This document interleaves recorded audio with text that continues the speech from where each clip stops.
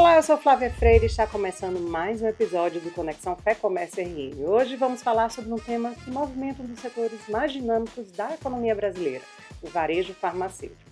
E para essa conversa, um dos nomes mais influentes deste segmento, alguém que tem ajudado a moldar o modelo associativista e o desenvolvimento de redes que fortalecem pequenos e médios empresários em todo o país. Nosso convidado é Edson Tamassia, empresário e presidente da Febrafar e Farmarcas.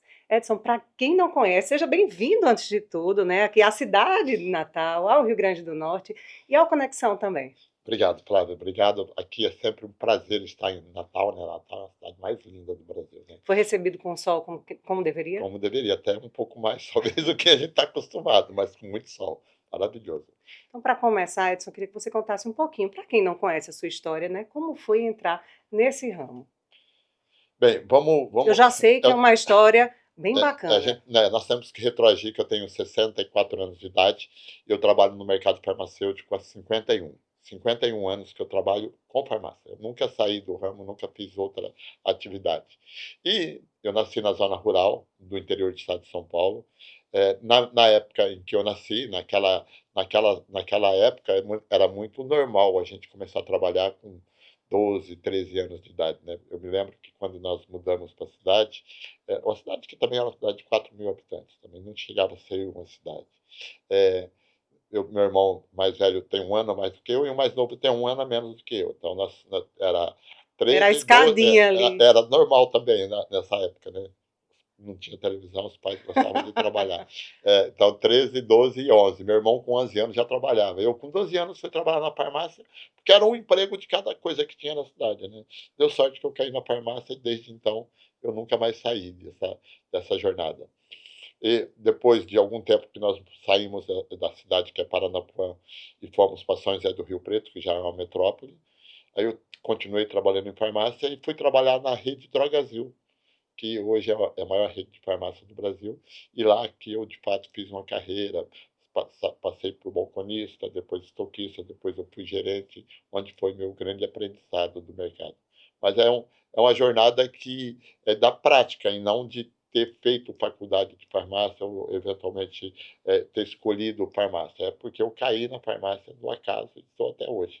Muito Caiu no feliz. acaso, mas em algum momento teve aquele momento de decisão, né? Eu vou continuar nesse ramo aqui. Eu, de verdade, até pelo fato de eu não ter feito faculdade, eu não tive outra profissão, mas eu sempre fui muito e sou muito feliz trabalhando com farmácia. Eu gosto muito do que eu faço. Hoje não estou diretamente ligado à farmácia, ainda que a gente tem uma rede própria, com 36 lojas, mas ela é gerenciada pela minha filha, eu não estou mais à frente das lojas, eu cuido da federação e cuido da Farmarcas, que é a bandeira em que a gente administra as redes ultrapopulares, que nós temos aqui em parceria com o Marcelo, aqui no Rio Grande do Norte. Então, é, minha função hoje é muito mais estratégica, mas eu sempre fui muito feliz na profissão, sempre gostei muito do que eu fiz. Eu sempre gostei muito do segmento. Quando você fala assim dessa parte estratégica, né, da coisa, de trabalhar exatamente em prol de uma rede, como o associativismo ajuda, defende e fortalece esse ramo, principalmente quando a gente fala de pequenos e médios empresários? Veja bem, o associativismo é uma prática muito comum no mercado farmacêutico, ele existe desde 1994. Por que ele surge? Ele surge lá em 94, quando nós tínhamos um processo muito inflacionário, nós vínhamos já de vários governos com a inflação muito alta, e teve o Plano Real. E o Plano Real, ele mudou a economia do Brasil, né? Do dia para a noite, nós não tínhamos... Eu já tinha farmácia nessa época, eu tinha comprado a primeira farmácia minha em 1991. Então, o Plano Real, ele tinha alterado toda a configuração administrativa dos empresários. O empresário, de um modo geral, não sabia administrar o negócio sem a inflação. Nós tínhamos sido moldado, forjado no modelo inflacionário.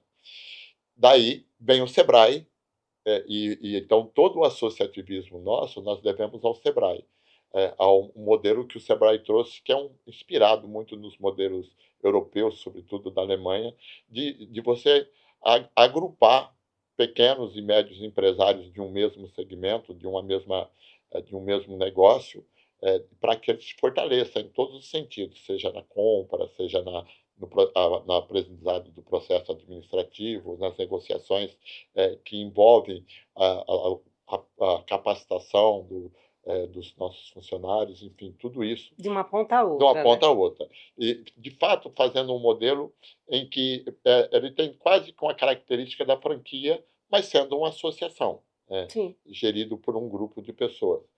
Daí, eu sou oriundo dessa jornada. Eu já tinha farmácia, e o meu aprendizado foi a partir daí, a partir dessa primeira rede, que eu tinha um grupo de amigos que estava lá, e desde 1996 eu comecei a atuar no associativismo, trabalhando com a primeira rede que eu formei lá em Piracicaba, onde que eu já tinha farmácia, e desde então eu estou à frente da federação e apaixonado por essa defesa do nosso negócio. E veja só, o associativismo ele tem um poder assim absurdo. Só para a gente, eu sempre gosto de fazer esse paralelo, porque quando a gente olha o mercado farmacêutico brasileiro, que é onde nós temos o maior número de associações do Brasil, está no segmento farmacêutico, ele se difundiu muito, ainda que a gente tenha em outros canais, no alimentar, a gente tem pet shops, a gente tem várias outras associações pelo Brasil, mas no segmento farmacêutico é onde que ele é mais forte. E aí a gente olha como é que foi o desdobramento do mercado farmacêutico brasileiro versus outros países que têm mercados semelhantes.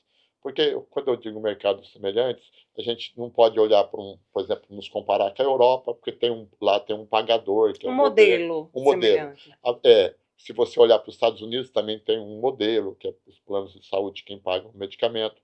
Quando a gente olha, e aí ó, na América Latina inteira, os modelos são muito parecidos com os nossos, ou seja, o medicamento é pago pelo consumidor final, com raríssimas exceções daqueles produtos da farmácia popular. Hoje, mais de E aqueles 97% de alto custo. de alto custo quando judicializado. Sim, Mas aí não somos nós que sim. comercializamos. Na farmácia, de um modo geral, de tudo que nós vendemos, 97% é pago pelo consumidor final. Então, nós somos um modelo econômico que ele também tem essa característica, além da saúde, de comércio. Tá? Então, ele tem um modelo competitivo de grandes redes, de redes regionais, de pequenos empresários locais, todos eles atuando na mesma função de cooptar o cliente. E aí, quando a gente compara com outros países, a gente olha, por exemplo, o México, que tem um modelo semelhante. O México é um país menor do que o nosso, em termos de tamanho de estrutura, mas muito parecido com o nosso em termos de negócio. Hoje, você tem 5 grandes redes, que dominam o mercado, que tem 80% do mercado farmacêutico de lá. Se você for para países vizinhos, como o Peru, uma rede tem 65%. Se você for para o Paraguai, por exemplo, 2 redes têm 80%, e assim por diante. Todos os lugares têm uma grande concentração em função do poder econômico. O Brasil é um país que mais de 50% do mercado ainda é dominado pelo pequeno varejo, muito em função desse modelo que nós trouxemos ou que nós difundimos no Brasil, que é o associativismo, que fortalece o empresário local, que ele consegue, a partir de uma associação, a partir da federação, ter as mesmas ferramentas competitivas que uma grande rede tem. Era nesse ponto que eu ia chegar, assim, de forma prática, né? Quando você está assim ligado, que você está dentro desse modelo de associativismo, né? De forma prática, você consegue comprar mais barato, você tem aquela capacitação que muito provavelmente seria mais complicada se você tivesse sozinho de fato no comércio, é isso? Isso e tudo mais, e todas as outras coisas que envolvem tudo isso, a capacitação, de fato, comprar melhor, participar dos grandes projetos da indústria farmacêutica, até uma bobina que a gente precisa comprar ali para a impressora, até um uniforme vai custar mais barato a partir do momento que a gente junta um grupo de empresários para comprar junto. E Então, está no mercado também, você isso. também é visto, É, né? exato. A sua marca fica mais visível. Veja só, a Ultra Popular, que é a nossa rede aqui de Natal, na verdade do Rio Grande do Norte, né, tem mais 1.700 farmácias igual a essa espalhada pelo Brasil. todas com o mesmo layout, todas com a mesma apresentação, todas sendo treinadas pela mesma estrutura. Então, nós somos, de fato, uma grande rede. A Ultrapopular hoje está num grupo que é é quarta maior grupo econômico de varejo farmacêutico do Brasil, mas formado por 500 empresários diferentes.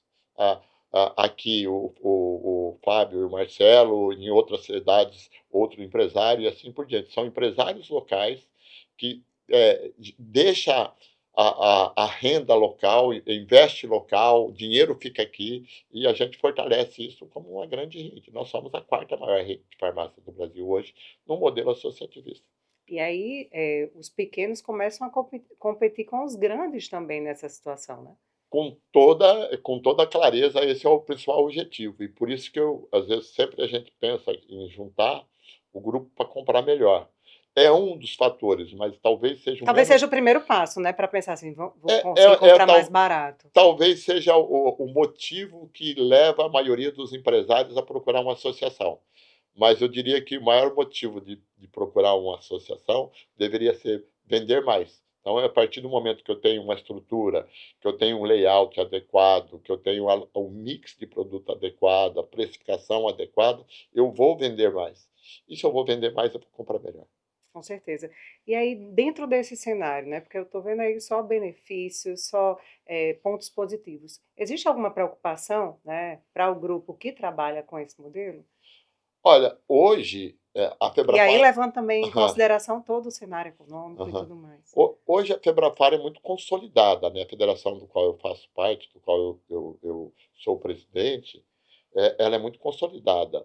Hoje nós somos uma empresa, quando a gente olha como estrutura geral, de 40 bilhões de reais, ou seja, pra quase que 20% do total do mercado farmacêutico brasileiro. Então não há como alguém hoje ter qualquer tipo de projeto dentro da indústria, dentro da distribuição, sem contemplar nos contemplar, sem considerar que nós somos importantes dentro dessa cadeia. Então, hoje eu diria para você que está muito mais fácil. Agora, eu comecei a federação há 25 anos atrás, só eu e uma cadeira. Foi quando, como se fala na internet, quando tudo era mato, né? Quando Chegou tudo... quando tudo era mato. Mas aí as perspectivas, vamos dizer assim, para os próximos 5 anos. Olha, eu pessoalmente sou muito otimista com algo que nós vamos passar para os próximos anos, que é a reforma tributária. Eu sou muito otimista com o que vai acontecer com o Brasil, com a competitividade que o Brasil vai ganhar, com o modelo de tributação que nós vamos ter aqui, que eu acho que vai ser mais justo. Então, eu sou muito otimista por isso. Agora, sejamos nós lá dentro da federação, eu acho que a própria FEComércio tem esse papel, eu acho que quem de alguma forma lidera o varejo tem que ter essa preocupação de orientar os nossos empresários sobre as transformações e, sobretudo, viver num modelo híbrido, onde a gente vai ter duas formas diferentes de tributação, nós vamos ter que conviver com modelos híbridos. Então, eu, sinceramente, acho que nós temos esse papel de orientação. Sobretudo, assim, não criar sabe, uma tempestade, porque o que a gente percebe que em todos os momentos, quando tem qualquer tipo de mudança, você tem é, muitos palestrantes, muitos consultores, muito coach querendo vender a sua ideia, e cria, às vezes, um ambiente muito hostil, e isso, obviamente, coloca medo no empresário. Então, se E aí você. é de qualquer área, de qualquer Para setor. qualquer setor, né? Sempre tem um coach mais preparado do que você que vai te ensinar a fazer alguma coisa que provavelmente ele não saiba fazer também, mas ele vai tentar te ensinar. E é sobre isso que eu acho que nós, das associações, dos sindicatos, temos essa obrigação de orientar nossos associados, sem criar nenhuma Celeuma, tempestade. nada. Nada, não precisa. E aí quando a gente falou agora de tributação, e quando se fala, por exemplo, de mudanças regulatórias, né, a gente está falando do setor, né, quais mudanças seriam aí importantes para o setor? A gente falou aí das perspectivas para os 5 anos, Uhum. né? Quais mudanças seriam aí importantes? Veja só, o sistema brasileiro da Anvisa é um setor bastante regulado. Nós vivemos 2 momentos aí bastante complicados para recentemente, que um é a venda de medicamento em supermercado, né, que ficou aí uma briga de anos no Sim, Congresso, foi aprovado agora, mas eu estou muito feliz com o que foi aprovado, porque era uma discussão eterna e a gente estava sempre sendo ameaçado, de que eventualmente o supermercado ia começar a vender medicamento na gôndola.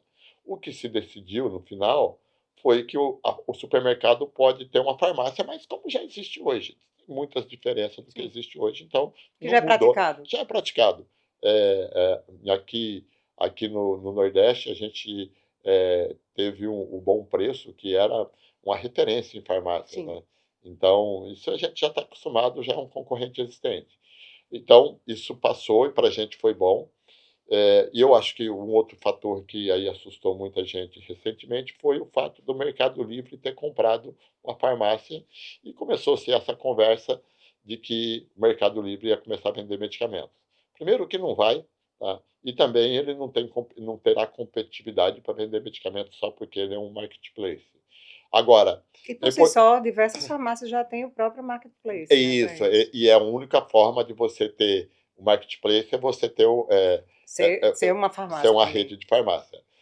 Por outro lado, é importante a gente entender que o Mercado Livre já é nosso concorrente, né, porque cerca de 40, quase 50% do que nós vendemos na farmácia é não medicamentos, é perfumaria, é dermocosmético, e tudo isso está lá no Mercado Livre.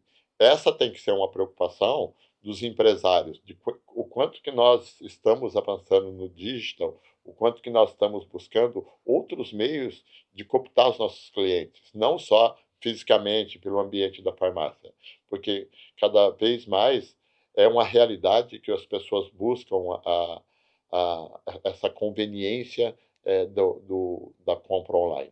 A Então, nós facilidade. isso. Esse é um dos casos, por exemplo, jamais uma farmácia individual, se ela não tiver atrelada a uma associação, não tiver atrelada à federação, ela vai conseguir fazer um e-commerce por conta própria, né. Ela não consegue, Mais um então motivo aí para estar, é dentro de uma associação, né, dentro do associativismo. o digital é uma realidade de todas as empresas que de varejo aí que a gente olha, que publica balanço, porque quando publica os balanços a gente tem todos os dados lá, né. Ele é uma realidade de todos esses ambientes. E nós, dentro da federação, hoje nós temos o maior programa de fidelidade do varejo farmacêutico é nosso hoje. Nós temos 65 milhões de Nossa. consumidores na nossa base.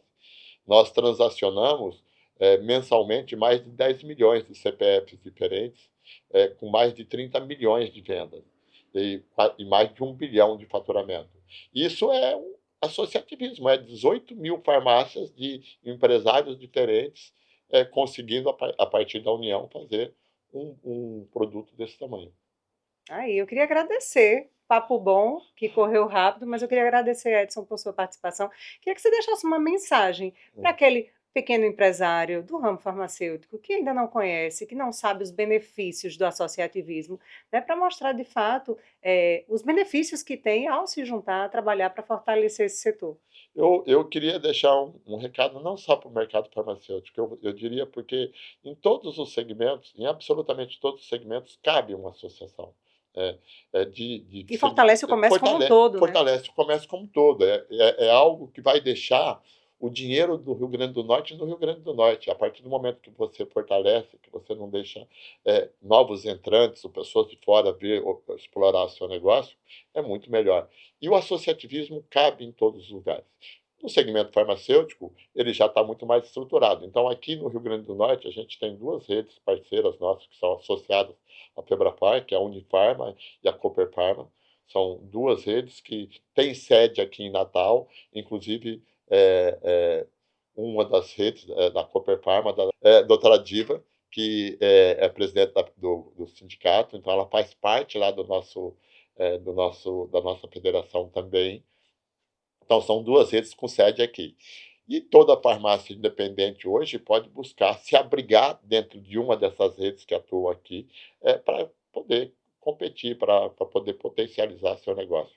Mas eu queria fazer um convite que todos os empresários independentes pensassem nisso, a partir da união dos empresários locais, da região, juntando um grupo de pessoas ou do seu estado, da sua região, e se fortalecendo através das associações. Tem um outro segmento aqui, que é muito forte no associativismo também, que é de material de construção, Sim. que tem uma grande associação aqui, que o pessoal é super bem estruturado Você também. pode ver, né? Passa por todos os setores, mas mostra aí o Sim, fortalecimento aham, através da união dos empresários. exatamente. Edson, muito obrigada pela sua presença, por dividir com a gente uma visão tão clara sobre os caminhos do desafio do varejo farmacêutico. E a você que nos acompanha, obrigada por estar aqui em mais um episódio do Conexão Fé Comércio RN. Se você gostou, aproveite para seguir o podcast na sua plataforma de áudio e assistir no YouTube da Fé Comércio RN e na Jovem Pan News. Nos encontramos no próximo episódio. Tchau, tchau.